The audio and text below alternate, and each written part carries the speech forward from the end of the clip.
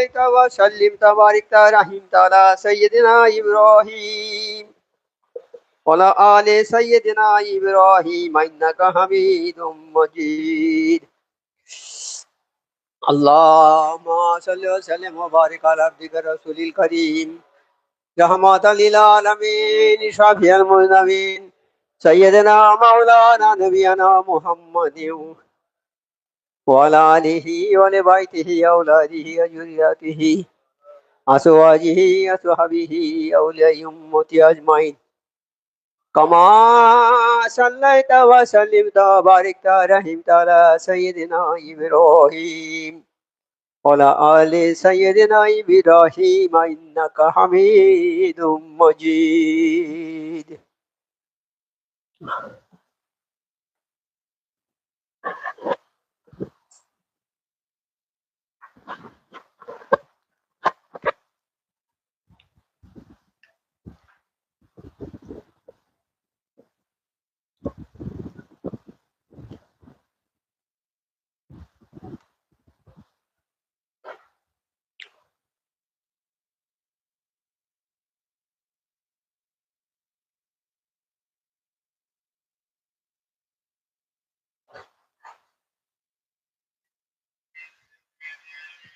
মেহরবান সূরা সূরা নূর পারা হচ্ছে 18 আয়াত নম্বর 27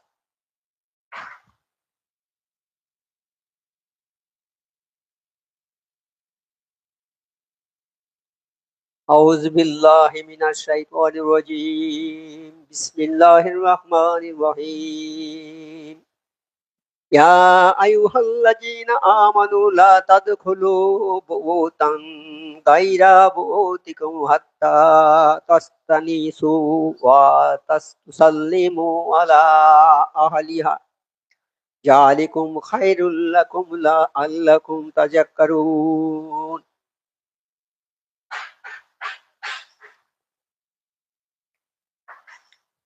হে মুমিনরা আপন গৃহ ব্যতীত কারো গৃহে প্রবেশ করো না গৃহবাসীর অনুমতি না নিয়ে ও সালাম না দিয়ে এটাই তোমাদের কল্যাণ যেন তোমরা উপদেশ গ্রহণ করো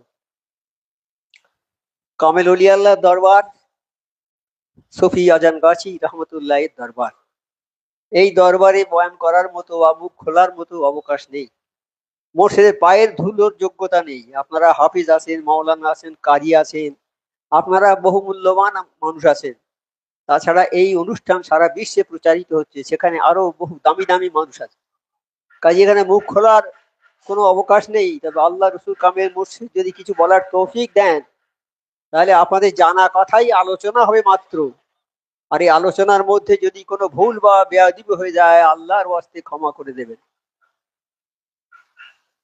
এখানে এই আয়াতটা বললাম সূরা নূরের 27 নম্বর আয়াত তাতে বলা হচ্ছে যে হে মুমিনরা আপন গৃহ ব্যতীত কারো গৃহে প্রবেশ করো না গৃহবাসীর অনুমতি না নিয়ে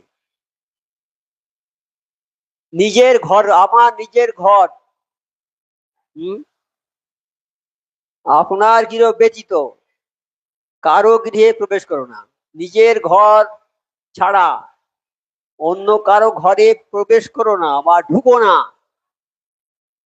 গৃহকর্তার অনুমতি না নিয়ে এই ঘরটা আমার পাশের ঘরটা আমার এক আত্মীয়ের ওই আত্মীয়ের হুকুম না নিয়ে আত্মীয়ের ঘরে আমার ঢোকা নিষেধ করেছে আল্লাহ আল্লাহ বলেছে ঢুকবে না তোমার ঘর ছাড়া অন্য কারো ঘরে তুমি তার সেই ঘর বাড়িওয়ালার অনুমতি না নিয়ে সেই ঘরে ঢুকবে না এই কথাই বলছি আমরা কা করি আমরা যাই গিয়ে দরজা খোলা আছে ঢুকে গেলুম বাড়ির মধ্যে গা করে ঢুকে গেলুম নয় কি কারো অনুমতি নেই না কিন্তু আমার আল্লাহ বলে দিয়েছে আল্লাহর কথা এটা আমার আল্লাহ সব জানতেন আল্লাহ এমন তিনি অতীতে কি হয়েছে সব জানেন বর্তমানে কি হচ্ছে সব জানবেন ভবিষ্যতে কি হবে সব জানেন কিয়ামতের পরে কি হবে সব জানেন তিনি সব জানতা তার মতো জানালা কেউ নেই তিনি আমাদের জানিয়েছেন বলে আজকে কালাম পাকে এই কথাটা আমরা বলতে পারছি আপনাদের কাছে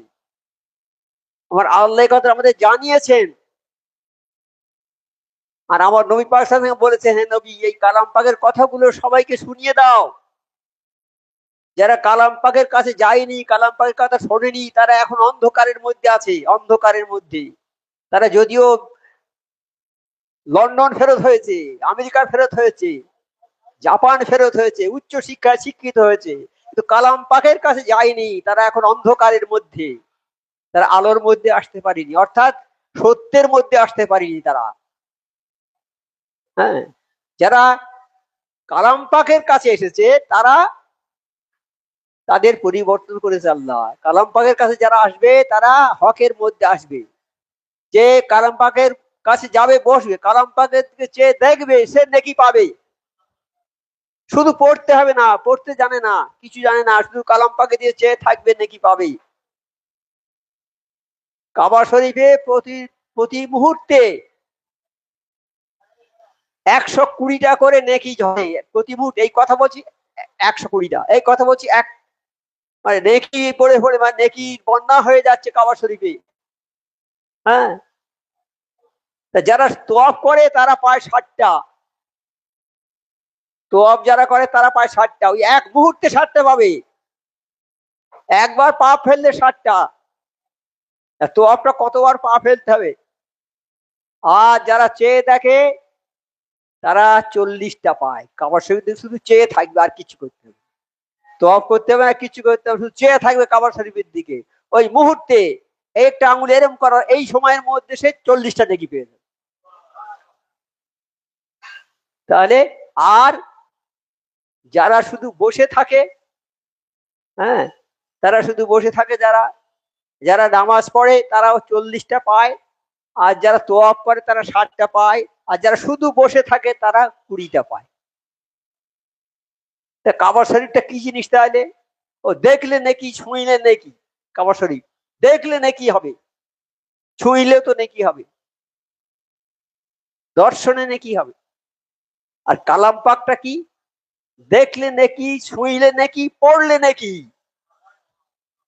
কালাম পাকটা কি? দেখলে নাকি হবে, পড়লে নাকি হবে, ছুঁইলে নাকি হবে।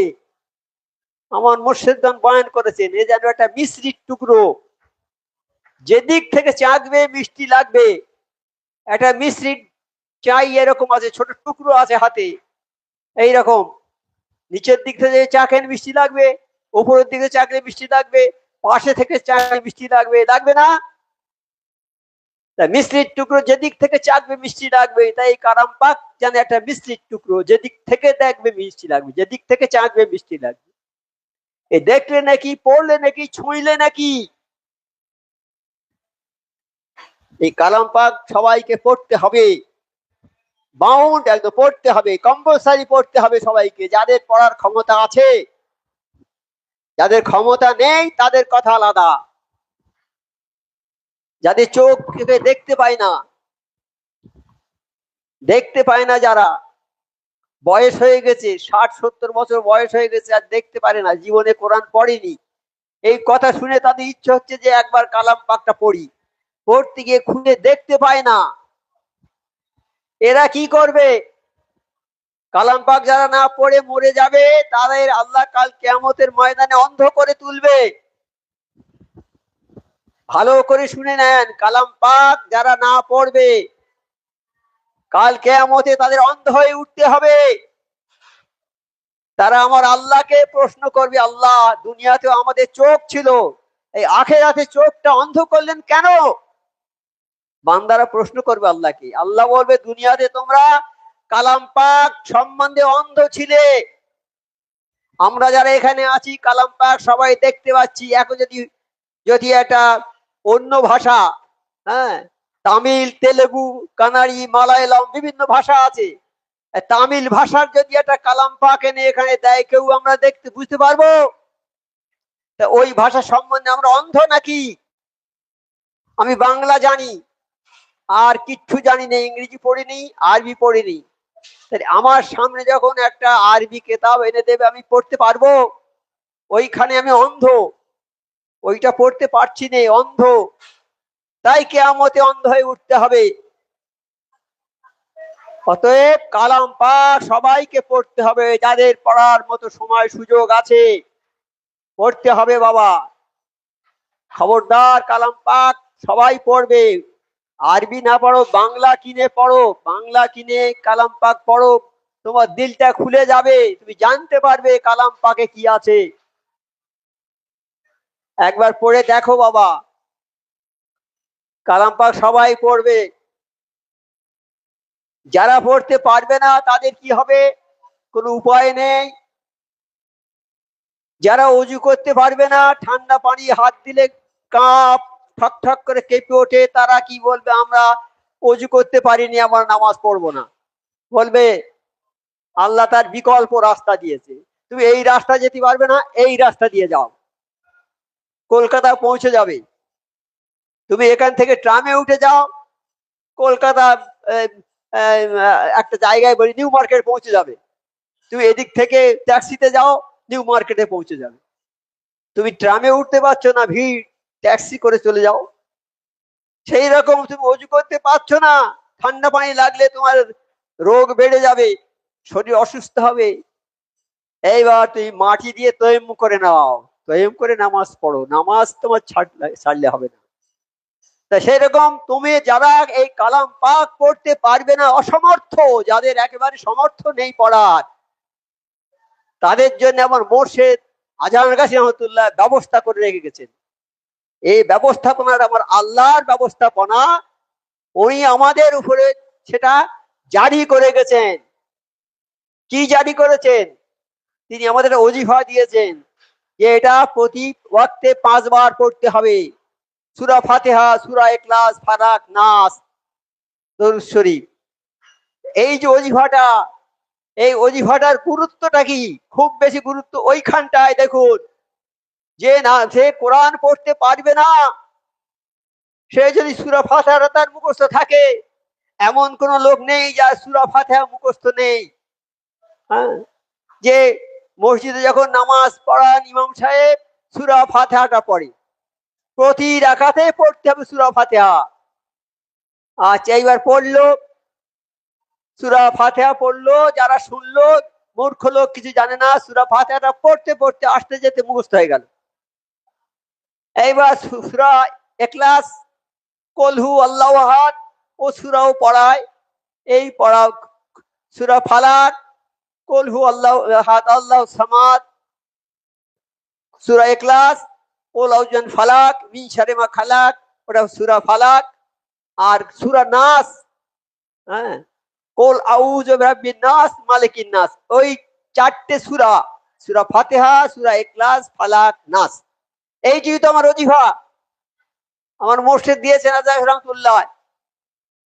এই ওজিফাটা যারা কালাম পাক পড়তে পারবে না, তারা যদি এই ওজিফাটা পড়ে, কালাম পাকের হক আদায় হয়ে যাবে। প্রত্যেক জিনিসের একটা হক আছে। স্বামীর কাছে স্ত্রীর হক আছে, স্ত্রীর হক যদি আমি আদায় না করি, কাল কিয়ামতের ময়দানে আমার জামার কলার ধরবে, ধরে হক আদায় করে নেবে। আমি ছেলের বাপের কাছে ছেলের হক আছে, ছেলের হক যদি আমি না মেটাই, কাল কিয়ামতের ময়দানে ওরা আল্লাহর কাছে নালিশ করবে আমার বিরুদ্ধে। মেয়ে, আমার মেয়ে আছে, তাদের হক আছে আমার কাছে, তাদের হক যদি না মেটাই, তারাও আমার শত্রু হয়ে যাবে। যারা আমার আপন লোক সব শত্রু হবে কাল কিয়ামতের ময়দানে, শত্রু হয়ে যাবে। যাদের হক আছে যদি না মেটাই, পাড়াপড়শির হক আছে, গ্রামবাসীর হক আছে, চাকরের হক আছে, রাস্তার হক আছে, বাপের হক আছে, মায়ের হক আছে, বড় ভাইয়ের হক আছে, সবার হক আছে। হক যদি না আদায় করি, কাল কিয়ামতের ময়দানে কি অবস্থা হবে। আমি একজন মানুষ, হজ করেছি, যাকাত দিই, দান খয়রাত করি, নেকির পাহাড় জমিয়েছি, আমি কিয়ামতের ময়দানে উঠেছি, ফেরেশতারা গিয়ে ধরেছে আমাকে, ঘিরে চারদিক থেকে ধরে বলছে, চলুন, আপনার তো নেকির পাহাড়, জান্নাতে নিয়ে যাব আপনাকে, চলুন, বলে ধরে নিয়ে যাবে। আল্লাহ বলবে, ফেরেশতারা দাঁড়াও, আমার কাছে একটা স্পেশাল দপ্তর আছে, আমার কাছে একটা স্পেশাল দপ্তর আছে, আমি সেইটা একবার দেখি। আমার আল্লাহ সব জানেন, তবুও বলবেন এইটা কি আছে সেই দপ্তরে লেখা। ইনি তো নেকির পাহাড় জমিয়েছেন ঠিকই, কিন্তু অনেকের হক আদায় করেনি, নিজের স্ত্রীর হক আদায় করেনি। হ্যাঁ, আমরা তো স্ত্রীকে বিয়ে করে এনে মনে করি বাড়ির চাকরানি এসছে একটা, তাই কথা বললেই ঠেঙাই, তার কোনো অনুরোধ উপরোধ আমরা রাখি নেই। আমি ভালো জামা 500 টাকা দামের জামা ধুতি 500 টাকা দামের পরি, জুতো আমার 500 টাকা 1000 দামের জুতো, হ্যাঁ, কত ভালো পোশাক, স্ত্রীর বেলা মোটা একটা শাড়ি 50 টাকা দামের শাড়ি দেবো, কেন ও বাড়ির চাকরানি, ও এসেছে আমাদের কাজ করবে, আমাদের এইসব পায়খানা পরিষ্কার করবে, এই সব কিছু করবে। স্ত্রীর মর্যাদা আমরা দিই না, ওটা মনে করি, কিন্তু তার জন্য কালকে আমাদের ধরবে যে আমি স্ত্রী, আমার যে হক ছিল আমার স্বামী আমাকে হক দেয়নি। আমার স্বামী 100 টাকা দামের জামা 500 টাকা দামের জামা গায়ে দিয়েছে, আমাকে 50 টাকা দামের শাড়ি পরিয়েছে, আমার হক আদায় করেনি। এইরকম আরো হক আছে, স্বামী স্ত্রীর অনেক হক আছে, আদায় করেনি। ছেলের হক আদায় করতে হবে। একটা পয়সা একটা মাদ্রাসায় দান করা, একটা পয়সাটা গরিব মিসকিনকে দান করা, আর সেই পয়সাটা ছেলের লেখাপড়ার জন্য দান করা হবে। ওই লেখাপড়ায় 1 পয়সা দান করার সবচেয়ে বড় দান হবে ওইটা। গরিব মিসকিনের জন্য 1টা পয়সা দেয়া, মাদ্রাসায় 1টা পয়সা দান করা, এই যদি দুটো না করে আমি যদি সেই পয়সাটা যদি আমার ছেলের লেখাপড়া শেখার জন্য ব্যয় করি, তাহলে ওই ব্যয় করাটাই হবে উৎকৃষ্ট দান, সবচেয়ে বড় দান হবে ওইটা। তাই ছেলের হক আদায় হবে, ছেলের হক আদায় করতে হবে। আর সেই সঙ্গে বাপ যখন বয়স হয়ে যায়, বাপের বাপ মায়ের, তখন তখন ছেলের উপরে বাপ মায়ের হক থাকবে। ছোটবেলা ছেলে যখন বাপের উপরে হক থাকে, বাপ মা যখন বয়স হয়ে যাবে তাদের হক ছেলের উপরে হবে। ছেলের হক কি, যে বাপ মা যখন বৃদ্ধ হয়ে যাবে, কালাম পাকে এই আয়াতটা আছে যে তোমার বাপ এবং মা উভয়ের মধ্যে যে কেউ বৃদ্ধ অবস্থায় তোমার কাছে আসবে, অর্থাৎ তুমি আছো, বড় হয়েছো, তোমার মা বাপ বৃদ্ধ হয়ে গেছে, তাদের সামনে শব্দটা করবে না। শব্দ একটা বিরক্তিকর শব্দ। সব মা হয়তো বললো, বাবা আমার বড় ইচ্ছে হয়েছে কিছু এই লিচু কিনে আনবি বাবা বাজার থেকে, আমার খুব ইচ্ছে হচ্ছে খাবার। তখন ছেলে বলে, মা তুমি কি বলছো, আমার এই সারাদিন খেটে যাও হয়েছে, সংসার চালাবার পয়সা নেই, আর তুমি তার উপরে বলছো লিচু এনে দাও। এইরকম একটু মনটা খারাপ করে বললো। এইরকম বলা যাবে না, মাকে অন্যভাবে বলতে হবে। হ্যাঁ, একটা জায়গায় আমি গিয়েছি, ছেলে কাজ করে ইট ভাটায়, বাড়িতে এসেছে একটা সন্দেশ কিনে এনেছে, একটা সন্দেশ 5 টাকা নিয়েছে। তখন অনেক দিনের কথা বলছি, আমার চোখের সামনে সেই সন্দেশ এনে মায়ের হাতে দিয়েছে। তাদের ফ্যামিলি সংখ্যা 10 জন, মা নিয়ে সেইটা 10 টুকরো করে সবাইকে 1 টুকরো করে দিয়েছে। এরকম মা কোথায় পাবেন বলুন? এরকম মা পাওয়া যাবে? এরকম ছেলে পাওয়া যাবে? ছেলে তো সন্দেশটা এনে বউকে দিত গোপনে, যে তুই খেয়ে না, এটা তোর জন্য এনেছি, কিন্তু আর সবার হকটা নষ্ট হয়ে যেত। মা কিরকম বিচার করলো, মা লেখাপড়া জানে না, গেঁয়ো মেয়ে, কিন্তু কিরকম কিরকম মেয়ে বুঝতে হবে। হ্যাঁ, সবাইকে 1 টুকরো করে দিয়ে এতটুকু টুকু করে দিয়েছে, সবাইকে ভাগ করে দিয়ে সবাই খুশি, তাই খেয়ে খুশি। আল্লাহ যদি খুশি হয়ে যায় তাহলে বান্দার আর কোনো অসুবিধা থাকবে? এই হক আছে, প্রত্যেকের হক আদায় করতে হয় বাবা। হ্যাঁ, হক আদায় না করলে কাল কিয়ামতের ময়দানে খুব বিপদ হবে। এই যে হচ্ছে, এটাও একটা হকের ব্যাপার, যে তুমি আমার ঘর ছাড়া আর অন্য কারো ঘরে সেই যে বাড়িওয়ালার অনুমতি ছাড়া প্রবেশ করবে না বাবা। বাবা বুঝতে পারছে সবাই? হ্যাঁ, আমার নিজের ঘর ছাড়া, তবু নিজের ঘর যদি হয় তাও অনুমতি নিয়ে ঢুকতে হবে। আমার নিজের ঘরে আমার মা শুয়ে আছে, আমার নিজের ঘরে আমার মা শুয়ে আছে, থাকতে পারে তো, সেখানে আমার অনুমতি নিয়ে ঢুকতে হবে। মা আমি যাচ্ছি ঘরে, একটু যাব মা, তার মানে মাকে একটু সাবধান করে দেওয়া। মা হয়তো শুয়ে আছে ঘরে, মায়ের গায়ের কাপড় হয়তো পড়ে গেছে, ঘরে শুয়ে আছে, কাপড় হয়তো পড়ে গেছে, পাখা চলছে, পাখার বাতাসে গায়ের কাপড়টা পড়ে গেছে, হয়তো মা গা আলগা হয়ে গেছে। আমি যদি ঢুকি দেখবো মায়ের শরীরটা আলগা, দেখে ফেলবো, খারাপ জিনিস হবে। সেই জন্যে আগে থেকে বলতে, মা ও মা আমি কি ঘরে ঢুকবো একটু?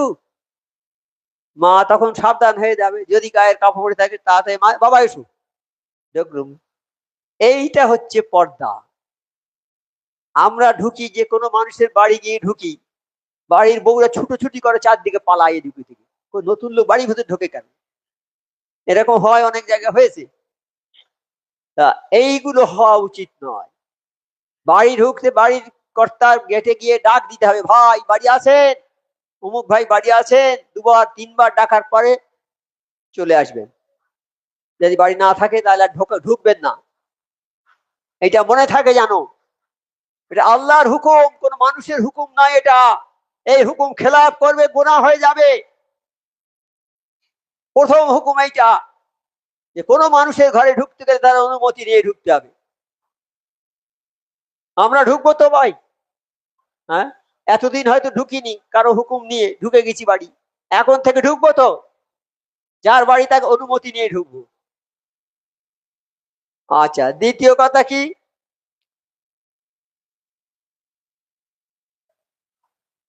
অনুমতি চাওয়ার রহস্যটা কি, আর অনুমতি চাওয়ার উপকারিতাটা কি?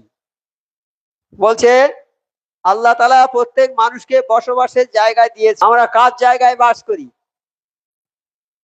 এই জায়গাগুলো কার? আল্লাহর তো।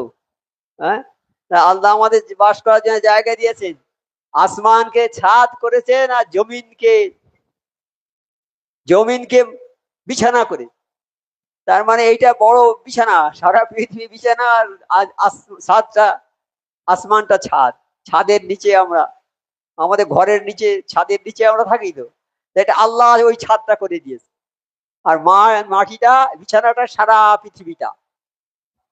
হ্যাঁ, সেখানে আমরা থাকি। তাহলে আল্লাহ এই জায়গাটা করে দিয়েছে তো। এই জায়গা তো কার? আমার আল্লাহর তো।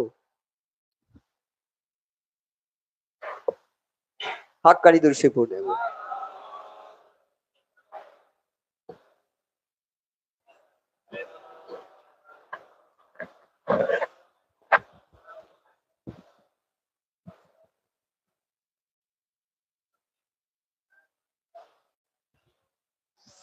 এখন বলছে প্রত্যেকের মানুষের তো একটা বসবাসের জায়গা আছে তো, কারো ঘর আছে, এমন বলছে তা মালিকানাধীন হোক কিংবা ভাড়া করা হোক। মালিকানাধীন ঘর, আমার ঘর, নিজের জায়গায় নিজের ঘর আছে, আমি মালিক ঘরে, মালিকের অধীনে ঘর। আর কি আছে? ভাড়া ঘর আছে, ভাড়া করা ঘর। অনেকের ঘর নেই, ভাড়ায় থাকে, থাকে তো। সর্বাবস্থায় তারই গৃহ তার আবাসস্থল। ভাড়া যে থাকে, ভাড়ার ঘরটা তারই অধীনস্থ, তারই। আর যে মালিক, যার বাড়ি, আপন নিজের জমিতে যার ঘর, সেই ঘরটা তার, সেই ঘরের মালিক সে নিজে। তাহলে ভাড়া ঘরের মালিক সেই ভাড়াটিয়া নাকি? আবাসস্থলের আসল উদ্দেশ্য কি? ঘর আমরা করি, ঘরের উদ্দেশ্য কি? ঘরে থাকা, আরাম করা, শান্তিতে থাকবো, সারাদিন পরিশ্রম করেছে, রাত্রে বা দিনে এসে ঘরে শুয়ে আরাম করবো, এই তো আরামের জন্য। হ্যাঁ, কোরআন পাক অমূল্য নিয়ামত রাজির উল্লেখ প্রসঙ্গে এইদিকে ইঙ্গিত করে বলেছে, আল্লাহ তাআলা তোমাদের গৃহে তোমাদের জন্য শান্তি ও আরামের ব্যবস্থা করেছেন। আল্লাহ পাক আমাদের ঘর দিয়েছেন এই জন্য, আমাদের শান্তির জন্য। হ্যাঁ, যখন মানুষ অন্য কারো হস্তক্ষেপ ব্যতীত নিজ গৃহে নিজ প্রয়োজন অনুযায়ী স্বাধীনভাবে কাজ করে বিশ্রাম করতে পারে, তার স্বাধীনতায় বিঘ্ন সৃষ্টি করা গৃহের আসল উদ্দেশ্য পণ্ড করে দেওয়ার নামান্তর। মানুষ, আচ্ছা, এটা খুবই কষ্টের কথা, ইসলামী কাউকে অহেতুক কষ্ট দেওয়াকে হারাম করেছে। ইসলাম কোনো মানুষকে কষ্ট দেওয়াকে হারাম বলেছে, অহেতুক কষ্ট দেওয়া। অনুমতি চাওয়া সম্পর্কে বিধানবলীর মধ্যে বড় উপকারিতা হচ্ছে মানুষের স্বাধীনতায় বিঘ্ন সৃষ্টি ও কষ্টদান থেকে বিরত থাকা। এই যে অনুমতি চাওয়া, এটা হলো মানুষের স্বাধীনতায় বিঘ্ন সৃষ্টি ও কষ্টদান থেকে বিরত থাকা। মানুষের যে একটা স্বাধীনতা আছে, এই স্বাধীনতা আমি না বলে যদি ঢুকি, তাই স্বাধীনতাটাকে খর্ব করা হলো। স্বাধীনতাটা আমি রক্ষা করব, প্রত্যেক মানুষের স্বাধীনতা আছে, আমার ঘরে থাকা আমার স্বাধীনতা। আমি যখনই না বলে ঢুকবো, তখনই স্বাধীনতাটা নষ্ট হয়ে গেল। হ্যাঁ, সেই জন্য বলে ঢুকতে হবে, যে আর ঘরে ঢুকবো তার অনুমতি নিয়ে ঢুকতে হবে। হ্যাঁ, অনুমতি ছাড়া আমার নবী পাক সাল্লাল্লাহু আলাইহি ওয়াসাল্লাম গিয়েছেন মা ফাতেমার বাড়িতে একজন সাহাবীকে সঙ্গে নিয়ে। দরজার কাছে গিয়ে বলছে, মা ফাতেমা দরজাটা খোলো। দেখুন, মেয়ের বাড়ি তো, গিয়ে তবু পারমিশন দিচ্ছে, মা ফাতেমা দরজাটা খোলো। মা ফাতেমা বলছে, আল্লাহ নবী সাল্লাল্লাহু, আমি একটা ছোট্ট কাপড় পরে বসে আছি, সেই কাপড়টা পরেছি, মাথাটা ঢাকা যায় না, কাপড়টা পরে বসে আছি শুধু, কিন্তু মাথাটা আলগা, কাজে আমি উঠতে পারছি না, দরজা খুলতে পারবো না। আমার নবী পাক সাল্লাল্লাহু আলাইহি ওয়াসাল্লাম মাথার পাগড়িটা ফেলে দিলেন। হ্যাঁ, মা ফাতেমা রাদিয়াল্লাহু তাআলা আনহা ওটা মাথায় দিয়ে দরজা খুলে দিলেন। দেখুন, নবী পাক সাল্লাল্লাহু আলাইহি ওয়াসাল্লাম, নবী পাক সাল্লাল্লাহু আলাইহি ওয়াসাল্লাম তো তিনি এই কোরআনের মানে রূপকার, অর্থাৎ কোরআন প্রচারকারী তিনি। আল্লাহ তাকে কোরআন প্রচার করতে বলেছেন, কোরআনের সমস্ত কথাগুলো তিনি বাস্তবায়ন করেছেন, কোরআনের সমস্ত কথাগুলো তিনি জীবন দিয়ে পালন করেছেন। তাহলে তিনি ডাকবেন কেন? নিজের মেয়ের বাড়ি গিয়ে তো ষাট করে দরজাটা খুলে ঢুকে পড়তে পারত না। কোরআনে আল্লাহ বলেছে যে তোমরা কারো যার গৃহে যাও তাকে ডাকবে, তারপর ঢুকবে। আবার নবী পাক সাল্লাল্লাহু আলাইহি ওয়াসাল্লাম নিজের মেয়ের বাড়িতে গিয়ে ডাকছে, মা দরজা খোলো। আমাদের যেন সেই আখলাখ থাকে বাবা, যে যার বাড়িতে যাই গিয়ে, বাড়ির দরজা যদি থাকে দরজায় গিয়ে ওখানে দাঁড়িয়ে দাঁড়িয়ে ডাকতে হবে, তিনবার ডেকে যদি না ডাক শোনে ফিরে চলে যাবে, আসবে অন্যদিন আসবে। আর যদি ডাক শোনে তখন মালিক আসবে, মালিকের সঙ্গে যা কথা আছে বলবে, যদি বলে এসে ভাই বসো, বাড়ি এসো, ভেতরে বসো, বাড়িতে যাবে বলে, নয়তো কারো বাড়িতে ঢুকবে না বাবা, এটা খুব খারাপ জিনিস। আচ্ছা, এর উপকারিতা কি? সে যখন অনুমতি নিয়ে ভদ্রজনিত ভাবে সাক্ষাৎ করবে তখন প্রতিপক্ষ তার বক্তব্য যত্ন সহকারে শুনবে। যখন আমি কোনো পারমিশন নেব না, হাট করে ঘরে ঢুকে গেলেও সে অস্বস্তি বোধ করবে। অস্বস্তি বোধ, সে হয়তো শুয়ে আছে শুধু একটা কাপড় পরে, শরীরটা আলগা, তুই শর্ট করে ঢুকে পড়লে সে তাড়াতাড়ি অপ্রস্তুত হয়ে গেল, তাড়াতাড়ি করে একটা কাপড় নিয়ে গায়ে বেরিয়েছে, পুরুষই লোক হোক না কেন। এবার সে অসুস্থ, অশান্তি হয়ে যাবে। আর যখন ডেকে ঢুকবে তখন সে তোমার সঙ্গে যত্ন সহকারে তোমার কথাগুলো শুনবে, তার কোনো অভাব থাকলে তা পূরণ করার প্রেরণা তার অন্তরে সৃষ্টি হবে। সেই লোকটা যদি কথা বলে, বিভিন্ন রকমের অভাব অভিযোগের কথা বলে, তখন ওই লোকটা মনে করবে যে এই লোকটার খুব অভাব, তো তাহলে যাই হোক কিছু পয়সা করি ওকে দিই।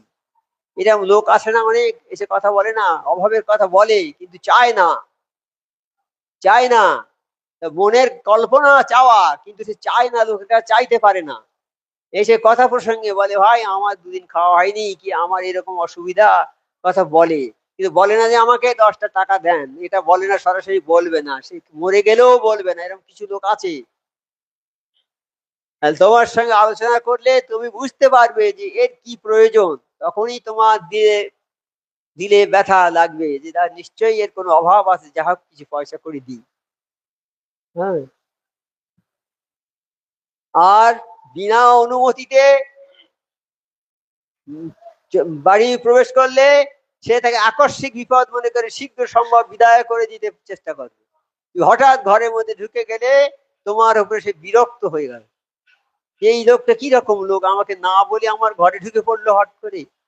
হয়তো স্বামী স্ত্রী শুয়ে আছে জোরে, হঠাৎ করে ঢুকে পড়লো, তার কত কষ্ট হবে মনে হবে না? যত তাড়াতাড়ি পারে 2টা টাকা দেবে, বাবা যাও যাও যাও, আর প্রাণ খুলে কথা বলবেন। তাহলে আমরা এই কালাম পাকের হুকুম মতো এই কাজগুলো করতে আমাদের টাকা পয়সা লাগবে কি? লাগবে বাবা? টাকা পয়সা লাগবে না, এইগুলো করতে হবে। এগুলো আমরা উদাসীন সম্বন্ধে। তৃতীয় উপকারিতা কি? নির্লজ্জতা, অশ্লীলতা দমন। তৃতীয় উপকারিতা কি? এই 3 নম্বর উপকার হচ্ছে নির্জলতা, এই নির্লজ্জতা, হ্যাঁ, ও অশ্লীলতা দমন, অর্থাৎ আমার যে লজ্জা, সেই লজ্জাটাকে আমি দমন করলুম। আমার ইচ্ছা হচ্ছে যে দেখি ঘরে ভেতরে কারা শুয়ে আছে, ঢুকে পড়লুম, এটা আমার লজ্জাটাকে দমন করা হলো না, আমার স্বেচ্ছাচারিতা হলো এটা। যখনই আমি চিন্তা করে ডাকবো তখনই মনে হবে যে আমার এটা, আমার যে লজ্জা আছে নির্লজ্জতাটা দমন হয়ে গেল, আমার মনের খারাপ ইচ্ছাটা দমন হলো, আমি সদিচ্ছার উপর নির্ভর করে ডাকছি তাকে। আর যদি তার ইচ্ছাটা খারাপ হয় তাহলে ডাকবে না, ঢুকে পড়বে ঘরের মধ্যে। 4 নম্বর উপকারিতা কি, যে মানুষ মাঝে মাঝে নিজের গৃহে নির্জনতায় এমন কাজ করে যে সম্পর্কে অপরকে অবহিত করার সমীচীন মনে করে না। একটা মানুষ নিজের গৃহে নির্জনতায় এমন কাজ করে, ঘরের মধ্যে সে এমন কাজ করছে যেটা কোনো মানুষকে জানালে তার ক্ষতি হবে, হতে পারে তো। মানুষ, আমার ঘরের মধ্যে আমি এমন কাজ করছি যে কাজটা কোনো লোককে জানালে সেটা আমার ক্ষতি হবে। হ্যাঁ, যদি কেউ অনুমতি ব্যতিরেকে গৃহে ঢুকে পড়ে তবে ভিন্ন লোক তার গোপন বিষয় সম্পর্কে জ্ঞাত হয়ে যায়। যদি আমার ঘরে কেউ না বলে ঢুকে পড়ে তাহলে আমার ঘরে ঢুকলে আমার গোপন তথ্যগুলো সে জেনে যাবে, আমি কোথায় কি রাখছি না রাখছি, কোথায় কি আছে না আছে, সব গোপন তথ্যগুলো সে পেয়ে যাবে। কারো গোপন কথা জবরদস্তি জানার চেষ্টা করা গুনাহ, কারো গোপন কথা জবরদস্তি করে জানা গুনাহ এবং অপরের জন্য কষ্টের কারণ। গোপন কথা, যে কথা বলার যায় না সে কথা জোর জবরদস্তি করে আদায় করা মানে সেটা পাপ, সেটা গুনাহ। অনুমতি গ্রহণের কিছু মাসায়েলা আত্মীয় স্বজন ও মাহরামদের জন্য বিশেষ সময় অনুমতি গ্রহণের আদেশ কালাম পাকে বলা হয়েছে। আত্মীয় স্বজন এবং মাহরামদের জন্য বিশেষ সময় অনুমতি গ্রহণের আদেশ কালাম পাকে বলা হয়েছে। কারোর সাথে সাক্ষাৎ করতে গেলে অনুমতি ব্যতীত তার গৃহে প্রবেশ করো না। আত্মীয় স্বজন, আত্মীয় স্বজন যারা, তাদের প্রতি এই কথা বলা হয়েছে যে তোমরা কারো গৃহে, আমার আত্মীয় আছে, তারা কারো গৃহে তার অনুমতি ব্যতীত তার গৃহে প্রবেশ করবে না। পুরুষের গৃহ হোক কিংবা নারীর গৃহ হোক, আগন্তুক পুরুষ হোক বা নারী, সবার জন্য অন্যের গৃহে প্রবেশের পূর্বে অনুমতি গ্রহণ ওয়াজিব করা হয়েছে। নারী হোক বা পুরুষ হোক, উভয়েরই ঘরে ঢুকতে গেলে অনুমতি নিয়ে ঢুকতে হবে। সূরা আন-নূর 27, 28, 29 নম্বর আয়াত। সূরা নূরের 58 নম্বর আয়াতে অন্য এক প্রকার অনুমতি গ্রহণের বিধানাবলী বর্ণিত হয়েছে। এগুলোর সম্পর্কে এমন আত্মীয় মাহরাম ব্যক্তির সাথে যারা সাধারণত এক গৃহে বসবাস করে ও সর্বক্ষণ যাতায়াত করতে থাকে, আর তাদের কাছে নারীদের পর্দাও জরুরি নয়। এ ধরনের লোকেদের জন্য গৃহে প্রবেশের সময় খবর দিয়ে কিংবা কমপক্ষে সশব্দ পদাচারণা করে অথবা গলা ঝেড়ে প্রবেশের অনুমতি চাইতে হবে। তাহলে যাদের সঙ্গে আমরা সবসময় থাকি, একটা যেমন একটা বাউন্ডারির মধ্যে আমরা আছি, 10-15 জন একসঙ্গে, 10টা ঘর আছে, এইরকম জায়গায় যারা আমরা বসবাস করি তারা প্রত্যেকের সঙ্গে প্রত্যেকের সব সময় দেখা সাক্ষাৎ হয়, কিন্তু ঘরে প্রবেশ করার আগে অনুমতি নিয়ে বা পা ঠুকে বা গলা খাখার দিয়ে একটা শব্দ করে তাদের ঘরে ঢুকতে হবে, সেটাও একটা অনুমতি। অনুমতি নিয়ে ঢুকতে হবে, অনুমতি ছাড়া ঘরে ঢোকা যাবে না।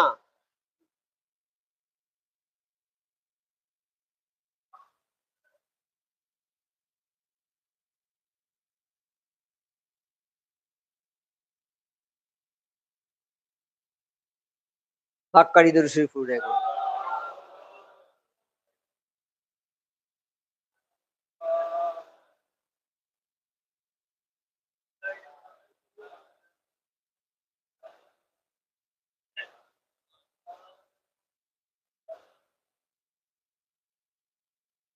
বলছে গৃহে প্রবেশের পর তারা সবাই এক জায়গায় একে অপরের সামনে থাকে।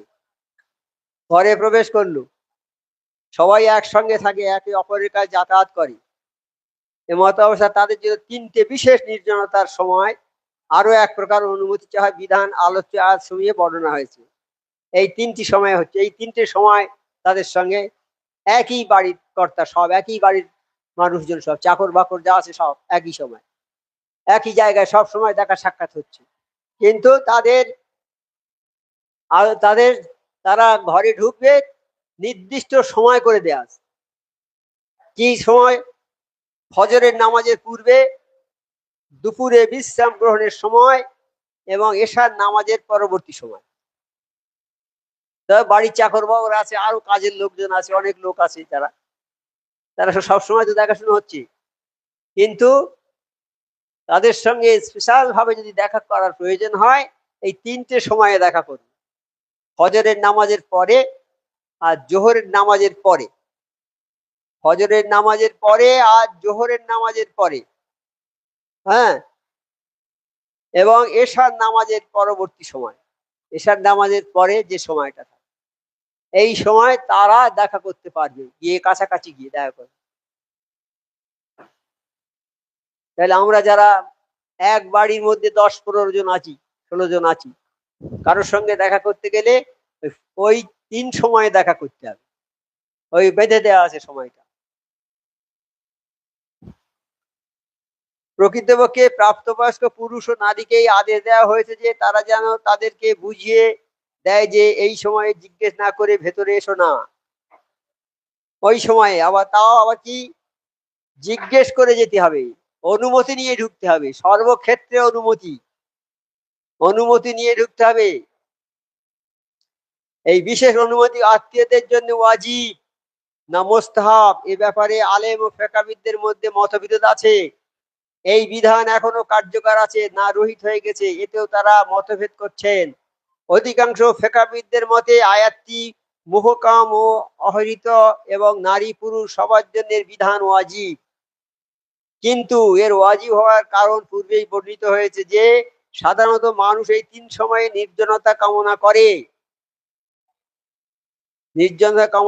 এই সময়ে প্রায় স্ত্রীর সাথে লিপ্ত থাকে এবং মাঝে মাঝে আবৃত অঙ্গ খুলে যায়।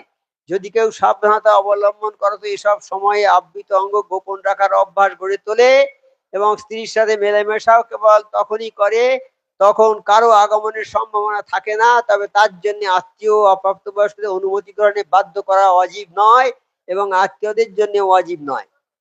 তবে এটা সর্বাবস্থায়, কিন্তু দীর্ঘকাল থেকে আমল যেন পরিত্যক্ত হয়ে গেছে। এ কারণেই হয়তো হযরত ইমাম আব্বাস রাদিয়াল্লাহু রিওয়ায়াতে এই ব্যাপারে কঠোর ভাষা ব্যবহার করেছেন এবং অন্য এক রিওয়ায়াতে যারা আমল করে না তাদের কিছুটা ওজর বর্ণনা করেছেন।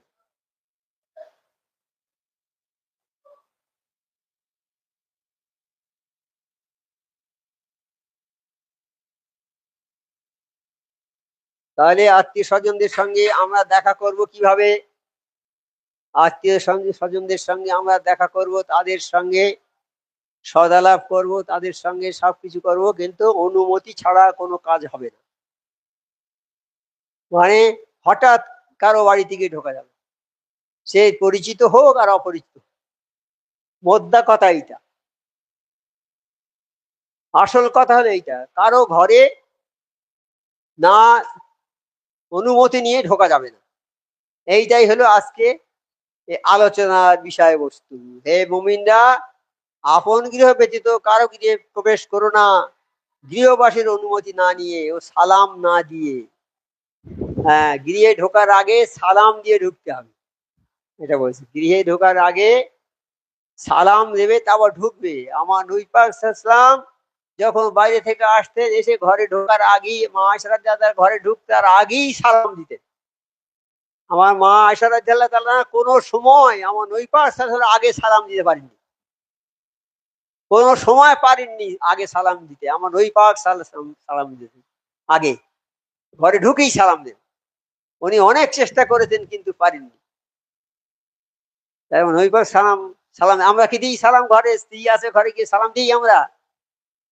অপমান হয়ে যাও, স্ত্রী সালাম দিয়ে তো ছোট হয়ে যাবো লোকের কাছে, আমরা মনে করি তো এইটা, নাকি বাবা?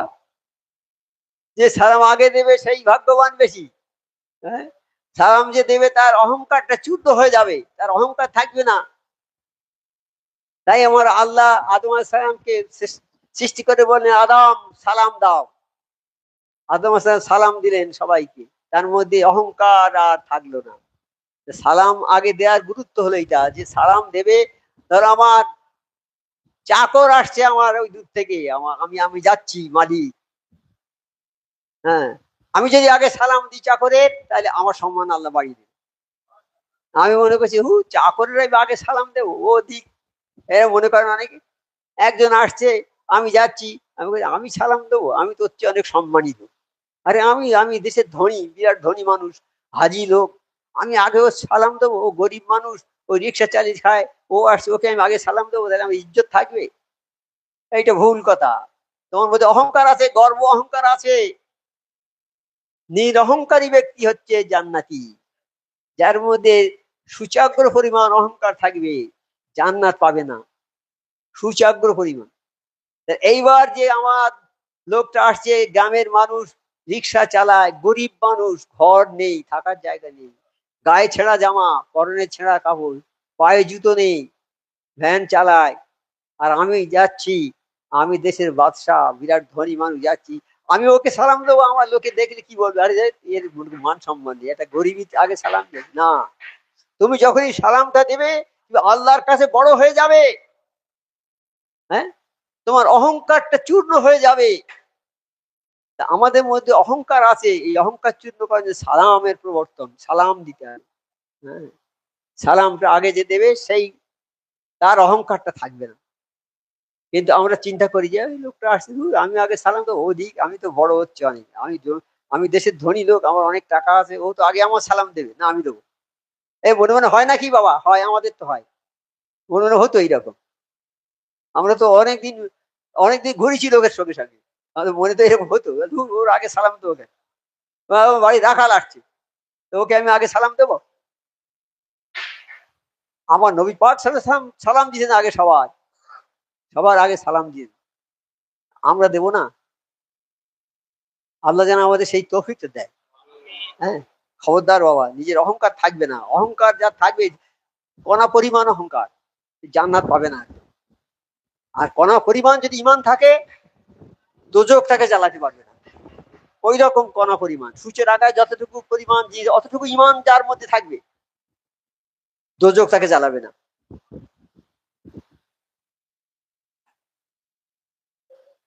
তাই বলছে যে এটাই তোমাদের জন্য কল্যাণ। অতঃপর গৃহে যদি কাউকে না পাও, তবে প্রবেশ করবে না যতক্ষণ পর্যন্ত অনুমতি প্রদান করা হয়। যদি ফিরে যাও বলে, তবে ফিরে যাবে, তাই তোমাদের জন্য উত্তম। আল্লাহ তোমাদের কর্ম সম্পর্কে সবিশেষ অবহিত। আল্লাহ আমাদের কর্ম সম্বন্ধে অবহিত। আমরা যা করি, আমাদের মনে যা কল্পনা হয়, সমস্ত আমার আল্লাহ জানেন। আমাদের মনের খবর আমার আল্লাহ রাখেন। আমরা যা করি, সে সব সম্বন্ধে আল্লাহ অবহিত, আল্লাহ সব জানেন। হ্যাঁ, যে ঘরে কেউ অবস্থান করে না, সেখানে যদি তোমাদের মাল থাকে, তবে তোমরা ঢুকতে পারো। একটা ঘরে আমার মাল আছে, কেউ বাস করে না, বলছে সেখানে তোমরা ঢুকতে পারো। আর আল্লাহ অবশ্যই অবগত আছেন তোমাদের প্রকাশ্য গোপনীয় সবকিছু। আমরা গোপনে যা করি বা প্রকাশ্যে যা করি, আমার আল্লাহ সব জানেন। হ্যাঁ, আপনি মুমিনদেরকে বলে দিন, তারা যেন তাদের দৃষ্টি সংযত রাখে। আল্লাহ বলছেন, হ্যাঁ, আপনি মুমিনদেরকে বলে দিন, আপনি বলে দিন, আপনি অর্থাৎ আমার নবীকে বলছেন। আমার আল্লাহ নবীকে বলছেন, নবী তুমি মানুষকে, মুমিনদেরকে বলে দিন, আপনি মুমিনদেরকে বলে দিন, তারা যেন তাদের দৃষ্টি সংযত রাখে, নজরটাকে হেফাজত করে, সংযত রাখে নজরটাকে। সংযত রাখার অর্থ হচ্ছে নজরটা যেখানে সেখানে দেয়া যাবে না। হ্যাঁ, আমি যাচ্ছি, আমার সামনে থেকে একটা সুন্দরী নারী আসছে, সাজসজ্জা করে আসছে, নজরটা একবার পড়লো ছাট করে যাওয়ার পথে, আর দ্বিতীয়বার যেন না পড়ে। নজরটা তার উপরে দ্বিতীয়বার না পড়ে। একবার পড়েছে, নজর ফিরিয়ে নিলে কোনো গোনা হলো না। দ্বিতীয়বার যদি ভালো করে আর একটু দেখে দেখে নি, যে দেখি এটা কিরকম সুন্দর, বাহ ভালো সুন্দর, গোনা হয়ে গেল। এই জন্য দৃষ্টি সংযত মানে এইটা, একবার নজর পড়ে গেল, তারপরে আর নজর দেবে না। হ্যাঁ, কিন্তু আমরা দিই তো, একবার দেখে আর একটু দেখে নি, আর চোখে দেখি, অন্তত আর চোখে দেখি, যে কোনো ভাবে দেখি, আমরা দেখার চেষ্টা করি। এইটা খুব পাপ, এটা করা যাবে না। হ্যাঁ, বলছে তাহলে অবশ্যই, হ্যাঁ, আপনি মুমিনদের বলে দিন, তারা যেন তাদের দৃষ্টি সংযত রাখে, নজরটা সংযত রাখে, অর্থাৎ সংযত অর্থাৎ যেখানে নজর দেওয়ার দরকার সেখানে নজর দেবে, কালাম পাকের দিকে নজর দেবে, চাইবে, মায়ের দিকে চাইবে, মায়ের দিকে চাইলে, স্নেহ ভরে চাইলে একটা হজের, মকবুল হজের সওয়াব পাবে। মায়ের দিকে চেয়ে থাকা যাবে। যদি কোনো সন্তান খুশি মনে মায়ের দিকে চায় তাহলে একটা মকবুল হজের সওয়াব পাবে। মকবুল হজ মানে যে হজটা আল্লাহর দরবারে কবুল হয়ে গেছে। আর যদি ওই রকম কোনো নারীর দিকে তুমি চেয়ে থাকো তাহলে হজের পরিবর্তে তুমি জাহান্নামী হয়ে যাবে। বেগানা নারীর দিকে তুমি তার সৌন্দর্য উপভোগ করবে চেয়ে, এটা নিষেধ করেছে, দৃষ্টি সংযত রাখতে বলেছি। কিন্তু মায়ের দিকে তুমি দৃষ্টি দেবে হাসি মুখে, গিয়ে মার গলাটা জড়িয়ে ধরবে হাসি মুখে, একবার দৃষ্টিটা মায়ের দেবে, মা খুশি হয়ে যাবে, তোমার জন্য জান্নাত। নবী পাক সাল্লাল্লাহু আলাইহি ওয়াসাল্লামকে সাহাবারা বলছে, হে আল্লাহ নবী, যদি একবার মায়ের দিকে চাইলে একটা হজ হয়, ওই যুবকটা যদি 100 বার মায়ের দিকে ওই রকম খুশি মনে চায়, আবার ওই পাশে 100টা হজের সওয়াব হবে, 100টা হজের সওয়াব হবে। তাহলে আর লজ্জাস্থান হেফাজত করে, লজ্জাস্থান, লজ্জাস্থান পুরুষের আছে, নারীদের আছে। লজ্জাস্থানকে হেফাজত করার অর্থ তোমার লজ্জাস্থান, তোমার লজ্জাস্থান ব্যবহারের জায়গা তোমার জন্য আছে, আল্লাহ করে দিয়েছে। আল্লাহ প্রত্যেক মানুষকে সৃষ্টি করেছে তার জোড়া করি, করেনি? আমাকে সৃষ্টি করেছে আমার জোড়া সৃষ্টি করেছে, আপনাদের সৃষ্টি করেছে আপনাদের জোড়া করেছে। তোমার জোড়া যেটা হবে, তোমার লজ্জাস্থান, তুমি সেইখানে ব্যবহার করতে পারবে। তোমার জন্য ওটা বরাদ্দ, ওটা তোমার জন্য স্যাংশন করা, আল্লাহ স্যাংশন করে দিয়েছে ওটা তোমার জন্য। হ্যাঁ, ওখানেই তুমি তোমার লজ্জাস্থানে হেফাজত, ওখানেই তুমি তোমার লজ্জাস্থানকে কাজে লাগাতে পারবে। তাছাড়া অন্য জায়গায় লাগালে তুমি খারাপই করলে। হ্যাঁ, আজকে হচ্ছে না বাবা, বলো, বিবাহিত ছেলে বউটা ছেড়ে দিয়ে অন্য আমার নারীর সঙ্গে মিশে চলে যাচ্ছে, তাকে নিয়ে চলে যাচ্ছে, এই বউটা ছেড়ে চলে গেল। অন্যায় নয় এটা? এটা বিরাট অন্যায় নয়? এটা কি? হ্যাঁ, আর যুবক ছেলেরা বিয়ে করছে না, বিয়ে করতে চায় না। বাপ বলছে বাবা বিয়ে করে না, বলে এখন পায়ে দাঁড়াই তারপর বিয়ে করবে। আরে পায়ে দাঁড়িয়ে আসো না কি আসো, তুমি কি হাতে দাঁড়িয়ে আসো? হ্যাঁ, পায়ে দাঁড়াবে কি, তোমার শক্তি আছে দাঁড়াবার? সারা বিশ্বের মানুষ, সারা বিশ্বের মানুষ যত টাকা আছে সব টাকা যদি তোমাকে দেয়, একজনকে দেবে সব টাকা, আমার আল্লাহ যদি না চায় সে পাবে না টাকা। আল্লাহ যদি তার ভালাই না চায় সে টাকা সে পাবে না। আর সারা বিশ্বের মানুষ বলছে ওকে কিচ্ছু দেবো না, ওকে ফকির করে রাখবো, ওরে অথর্ব করে রাখবো, ও কিচ্ছু পাবে না, ও কোনো কাজ পাবে না, কিচ্ছু পাবে না। আর আমার আল্লাহ যদি তাকে দেয়, বিশ্বের কোনো মানুষ তাকে বাধা দিতে পারবে না। আল্লাহ যাকে দেবে সেই পাবে। আমি কয়েকদিন আগে একটা গল্প বলেছিলাম না, মনে আছে কি? মনে আছে কারো? আল্লাহ যাকে দেয় সেই পায়। হ্যাঁ, বাদশাহ আকবর তাকে দেয় সে পায় না। তা ওই একটা ব্রিজ আছে, ব্রিজের ওই ওই মুখে একজন বসে আছে, বলছে আকবর বাদশার রাজত্বকাল, বলছে আল্লাহ তুমি যাকে দাও সেই পায়। দুটো অন্ধ দুজন। আর একজন বলছে যে হে বাদশাহ আকবর তুমি যাকে দাও সেই পায়। তা বাদশাহ যাচ্ছে সেই রাস্তা দিয়ে, তখন বলছে আল্লাহ যাকে দেয় সেই পায় আর আকবর যাকে দেয় সেই পায়, দুজন দু রকম কথা বলছে। বাদশাহ ফিরে গেল, গিয়ে তার কর্মচারীদের হুকুম করলো এই দুটো রুটি তৈরি করবে, বড় বড় দুটো রুটি করবে, একটা রুটির ভেতরে শুধু সোনার মোহর ভরে দেবে, আর একটা রুটি শুধু আটা দিয়ে তৈরি করে দেবে। দিয়ে যে বলছে আল্লাহ যাকে দেয় সেই পায়, তাকে ওই শুধু রুটিটা দেবে, খালি রুটিটা যার মধ্যে কিচ্ছু নেই, ওইটা দেবে তাকে। আর যে বলছে হে বাদশাহ আকবর তুমি যাকে দাও সেই পায়, তাকে দেবে ওই মোহর ভরা রুটিটা, তার হাতে দিয়ে দেবে। বাদশার কথা মতো তারা সব দিয়ে গেল। পরের দিন যখন আসছে, এই সন্ধে হয়েছে, তখন দুজন এক জায়গায় হয়েছে, বাড়ি যাবে। বলছে ভাই আমি একটা বড় রুটি পেয়েছি। কিরকম? বলে আমার রুটিটা খুব নরম, এই দেখ না টিপে দেখ, নরম তুলতুল করছে, কি সুন্দর রুটি। বলে আমি একটা বড় রুটি পেয়েছি, বড্ড শক্ত ভাই, এই দেখ না, এ খাওয়া যাবে না, তুই এইটা নে আর ওইটা আমাকে দে। দেখুন, আল্লাহ যাকে দেয় সেই পায়, আল্লাহ যাকে দেয় না কেউ পায় না, সারা পৃথিবীর মানুষ পাবে না। হ্যাঁ, আল্লাহ যাকে দেবে এই পাবে, সে যে কোনো ওসিলায় পাবে। হ্যাঁ, তা পরের দিন লোক যাচ্ছে, বলছে হে আল্লাহ তুমি তাকে দাও সেই পায়। কালকে আমি যেটা পেয়েছিলাম সেটা ছিল। হ্যাঁ, সকালে এসে বলছে ভাই আমি রুটিটা ভালো খেয়েছি, খুব ভালো রুটি। ও আর বলেনি, কিছু বলেনি, ও জানে তো আমি টাকা পেয়েছি। তখন বলছে যে আল্লাহ কালকে তুমি আমাকে যা দিয়েছো আমি পেয়েছি বাদশাহ, আমি চেয়েছিলাম বাদশাহ যাকে দেয় সেই পায়, কিন্তু বাদশাহ যে চায় সে পায়, তাকে দিয়েছিল এই সোনার মোহরটা, কিন্তু সে আমাকে দিয়েছে। আমি বলছি আল্লাহ যাকে দেয় সেই পায়, কিন্তু আমার হাতে রুটিটা পড়েছে, আমি পেয়েছি, আর বাদশাহ তাকে দেয় সে পায়নি। এই কথা শুনে বাদশার কাছে গিয়ে বলেছে, বাদশাহ তখন এসে বলছে দেখো বাবা, তোমরা এই কথা আর বলো না যে বাদশাহ যাকে দেয় সেই পায়, এই কথাটা আর বলো না, আল্লাহ যাকে দেয় সেই পায়।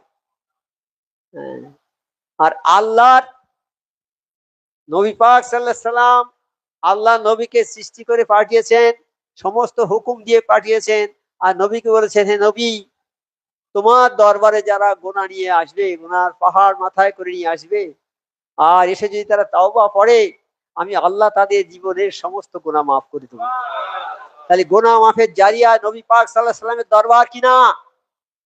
নবী পাক সাল্লাল্লাহু আলাইহি সাল্লামের দরবারে গিয়ে তাওবা পড়লে আল্লাহ আমাদের গোনা মাফ করে দেবে, আমার নবী পাক সাল্লাল্লাহু আলাইহি সাল্লামের ওসিলায়। হ্যাঁ, নবী পাক এখন নেই, নবী পাক চলে গেছেন, এখন কারা সেই গুনাহ মাফ করবে? বর্তমান জামানার মুজাদ্দিদ হযরত মাওলানা সুফি মুফতি আজান কাশী রহমাতুল্লাহ কামেল ওলি আল্লাহ, এখন বর্তমান কামেল ওলি আল্লাহর যুগ চলছে, আর এই যুগটা ইনশাআল্লাহ কিয়ামত পর্যন্ত থাকবে। এখন আমরা গুনাহ করে কামেল ওলি আল্লাহর দরবারে আসবো, তাওবা পড়ব, আল্লাহ আমাদের জিন্দেগীর সকল গুনাহ মাফ করে দেবে। এই দরবারটা হলো সেই নবী পাক সাল্লাল্লাহু আলাইহি ওয়াসাল্লামের দরবারের অনুরূপ একই দরবার আছে, একই দরবার আছে। নবী সাল্লাল্লাহু আলাইহি ওয়াসাল্লাম যে বাতিটা জ্বালিয়েছিলেন, সেই বাতি থেকে আলো নিয়েছে সাহাবারা, অর্থাৎ সেই দরবারটা জ্বালিয়েছে সাহাবারা, সাহাবাদের থেকে আলো নিয়ে জ্বালিয়েছে তাবিইনরা, সেই দরবার চালিয়ে তাবিইনরা, তাবিইনদের পরে তাবিইনরা সেই দরবার কায়েম করেছিল, তাবিইনের পরে সেই দরবার কায়েম করে ছিলেন এই জামানার মুজাদ্দিদ হযরত মাওলানা সুফি মুফতি আজাদ রহমাতুল্লাহর দল, এই রকম কামেল ওলি আল্লাহ দল। এই ওলি আল্লাহর সিলসিলা ওই নবী পাক সাল্লাল্লাহু আলাইহি সাল্লামের ওই দরবার কায়েম করে আছেন, বর্তমানে আছেন আমার মুর্শিদের দরবার, এটা কামেল ওলি আল্লাহ এই নবীর দরবার। এটা এই দরবারে এসে আমরা যদি তাওবা পড়ি, আল্লাহ পাক আমাদের জিন্দেগীর সমস্ত গুনাহ মাফ করে দেবেন। তাই বলা হয়েছে, মাওলানা রুম বলেছেন, যদি কোনো মানুষ যদি কামেল ওলি আল্লাহর দরবারে বসে,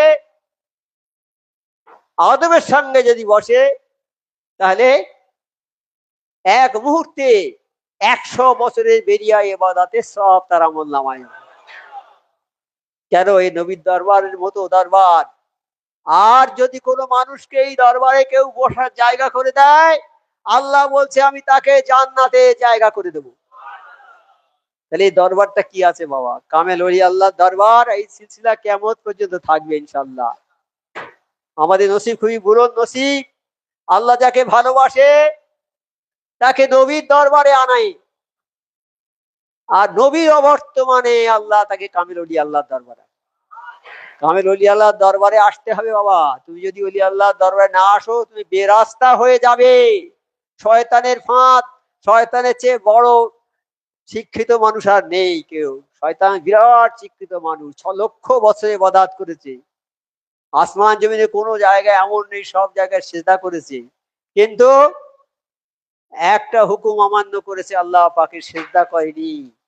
তাই বলছে শয়তান বলেছে যে আমি সেজদা করিনি, আল্লাহর হুকুম অমান্য করেছি, তাই যারা সেজদা করছে তারা জান্নাতি হয়ে গেল সব, আর আমি সেজদা না করার কারণে জাহান্নামী হয়ে গেল। তবে বোধোদয় হলো না, জ্ঞানও হলো না। শয়তানের খসলত তাদের মধ্যে থাকবে, তাদের এই রকমই হবে, তাদের জ্ঞান ফিরবে না। হ্যাঁ, এই শয়তানের খসলত ওইটা, যে আমি কি করে আবার স্বীকার করি, যে আল্লাহর কাছে আবার কি করে নত হই। এই হবে না, সে আর চাইবে না। খবরদার এরকম করবেন না। ভুল হয়ে গেলেই সঙ্গে সঙ্গে তওবা করে ক্ষমা চাইবেন, আল্লাহ জীবনের সব গুনাহ মাফ করে দেবেন। আর এই শয়তানের মতো জেদ ধরে থাকতে আরো গুনাহ মাফ হবে না। হ্যাঁ, তাহলে তাই কালাম পাকে বলেছে অনেক আয়াত আছে, তোমরা শয়তানের পদাঙ্ক অনুসরণ করো না। হ্যাঁ, তোমরা আল্লাহকে ভয় করো আর শয়তানের পদাঙ্ক অনুসরণ করো না, অর্থাৎ শয়তান যে কাজ করেছে সেই কাজ করো না। হ্যাঁ, শয়তান থেকে হেফাজত থাকো। এই শয়তান থেকে হেফাজত কে করবে? শয়তান থেকে হেফাজত করেছেন আমার নবী পাক সাল্লাল্লাহু আলাইহি ওয়াসাল্লাম, তারপর সাহাবারা, তারপর তাবিঈনরা, তারপর তাবিঈনরা। আর এই বর্তমান জামানায় শয়তান থেকে হেফাজত করবেন কামেল মুর্শিদগণ। হ্যাঁ, সেই মুর্শিদের দরবার আমরা পেয়েছি সুফি আজম গাছী রহমতুল্লাহর দরবারে। আগে ওলি আল্লাহ দরবারে গিয়ে অনেক পরীক্ষা দিতে হতো। অনেক পরীক্ষা দেওয়ার পরে যদি ওলি আল্লাহ সন্তুষ্ট হতেন পরীক্ষায়, যেমন পরীক্ষায় পাশ করলে তবে চাকরি হয়, পরীক্ষায় পাশ করলে তবে অনুমতি দিতে থাকার।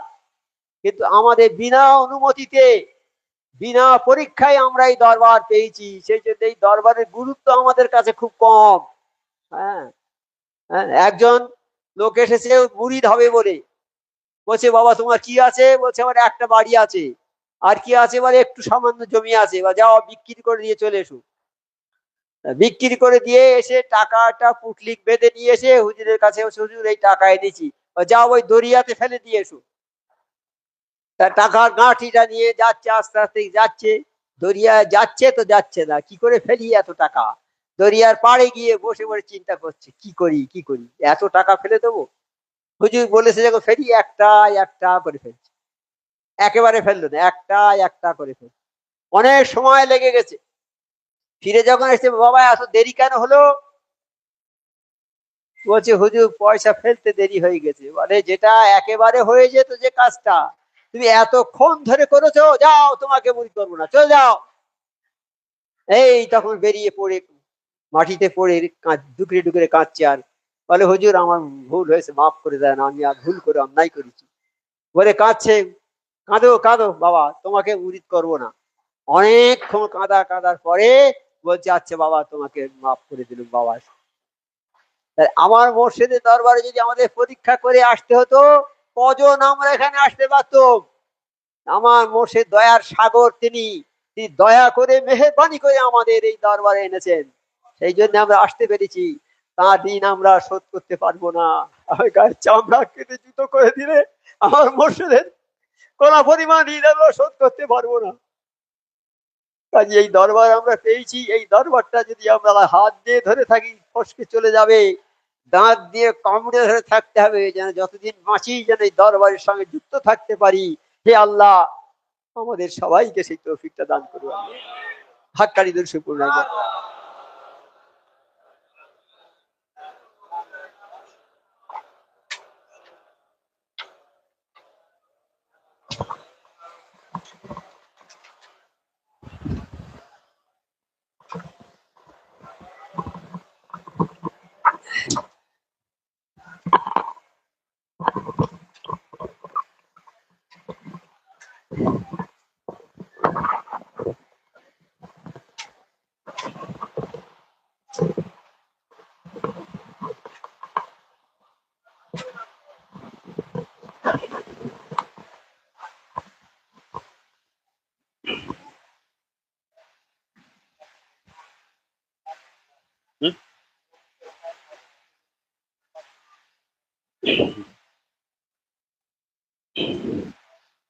একটি বিশেষ ঘোষণা।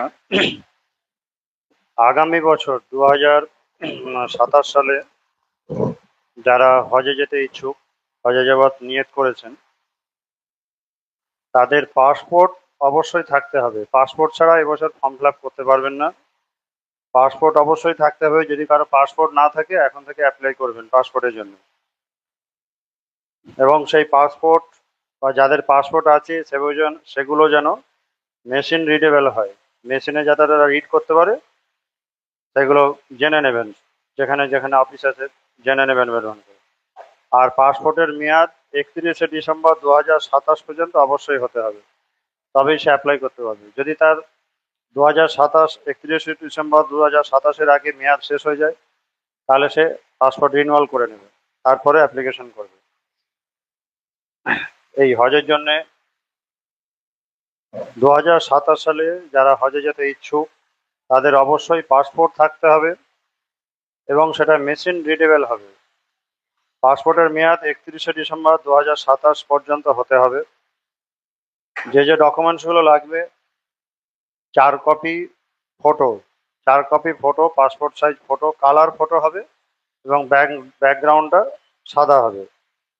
4 copy colour photo, background white হবে। আর মেয়েদের ক্ষেত্রে দুটো কান যেন অবশ্যই দেখা যায়, দুটো কান যেন অবশ্যই দেখা যায়। একই রকম হবে, কালার হবে, ব্যাকগ্রাউন্ড হোয়াইট হবে এবং কানটা যেন পরিষ্কার দুদিকে দেখা যায়। পাসপোর্ট আছে, পাসপোর্টের সঙ্গে যেটা লাগবে: প্যান কার্ড, আধার কার্ড, ক্যান্সেল চেক লাগবে অথবা পাসবুক লাগবে। এগুলো নিজের নামে হতে হবে। আগে অনেক সময় কি হতো, যিনি হজে যাচ্ছেন তার ভাই, তার স্ত্রী, অন্য কারো একজনের অ্যাকাউন্ট চেক বই দিয়ে দেয়। এবছর সেটা গ্র্যান্ট হবে না। যিনি হজে যাবেন তার নিজের অ্যাকাউন্ট থাকতে হবে। সেই অ্যাকাউন্টে কারেন্ট অ্যাকাউন্ট হলে তার চেক বই, আর সেভিংস হলে তার পাস বই নিজের নামে হতে হবে। এর সঙ্গে লাগবে ব্লাড গ্রুপ, অবশ্যই লাগবে ব্লাড গ্রুপ লাগবে। তার সঙ্গে হেলথ চেক আপ করতে হবে, রুটিন যে check up, health check up, যেমন বুকের এক্সরে লাগবে, তার সঙ্গে ব্লাড আরই, তারপরে ইউরিয়া, ক্রিয়েটিনিন, তারপরে কোলেস্টেরল, এলএফটি আর লিপিড প্রোফাইল, এইগুলো তার সঙ্গে করে নিতে হবে। এই রুটিন চেক আপটা, এর রিপোর্টটা জমা দিতে হবে। প্রেশার আছে কিনা, সুগার আছে কিনা, এইগুলো চেক করে তার রিপোর্টগুলো জমা দিতে হবে। দুটো মোবাইল নাম্বার লাগবে, একটা নিজের লাগবে আর একটা নিজের বাড়ির যারা মেম্বার আছে, সে নিজের স্ত্রী হোক, নিজের ছেলে মেয়ে যার হোক, একজনের লাগবে। ইমেল আইডি লাগবে। আর সে কি কাজ করে, সে তার পেশা, সে পেশা লিখতে হবে, পেশা জানাতে হবে। সে চাকরি করুক, ব্যবসা করুক বা চাষবাস করুক, যাই করুক তার পেশা উল্লেখ করতে হবে। এবং তার শিক্ষাগত যোগ্যতা, সে কতদূর পড়াশোনা করেছে, তার শিক্ষাগত যোগ্যতা যদি 8 পাস হোক, মাধ্যমিক পাস হোক, যা থাকবে সেগুলো এই ফর্মের সঙ্গে জমা করতে হবে। এই কাগজগুলো নিয়ে আপনারা মেহরবানি করে অতি সত্বর হাক্কানি হজ অফিসে যোগাযোগ করবেন। খুব শীঘ্রই ফর্ম ফিল আপ শুরু হবে। যারা যেতে ইচ্ছুক তাদেরকে মেহরবানি করে এগুলো জানিয়ে দেবেন। হাক্কানি রশিদ।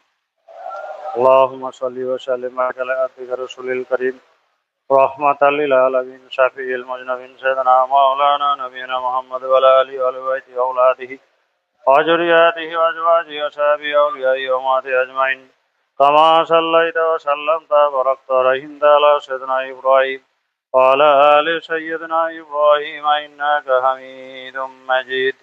কালমা শাহাদাত। أشهد أن لا إله إلا الله وحده لا شريك له وأشهد أن محمدا عبده ورسوله. أشهد أن لا إله إلا الله وحده لا شريك له أشهد أن محمدا عبده ورسوله. أشهد أن لا إله إلا الله وحده لا شريك له أشهد أن محمدا عبده ورسوله.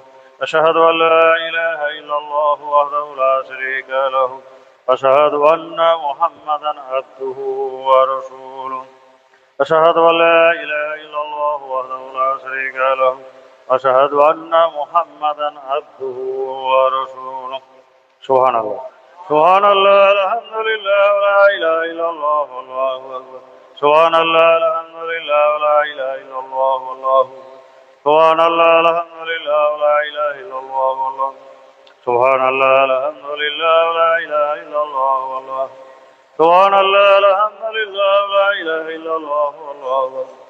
سبحان الله الحمد لله ولا إله إلا الله والله سبحان الله الحمد لله ولا إله إلا الله والله سبحان الله الحمد لله ولا إله إلا الله والله أكبر سبحان الله الحمد لله ولا إله إلا الله والله سبحان الله الحمد لله ولا إله إلا الله والله أكبر سبحان الله الحمد لله ولا إله إلا الله والله سبحان الله الحمد لله ولا إله إلا الله والله سبحان الله الحمد لله ولا إله إلا الله والله أكبر سبحان الله الحمد لله ولا إله إلا الله والله أكبر سبحان الله الحمد لله ولا إله إلا الله والله أكبر لا حول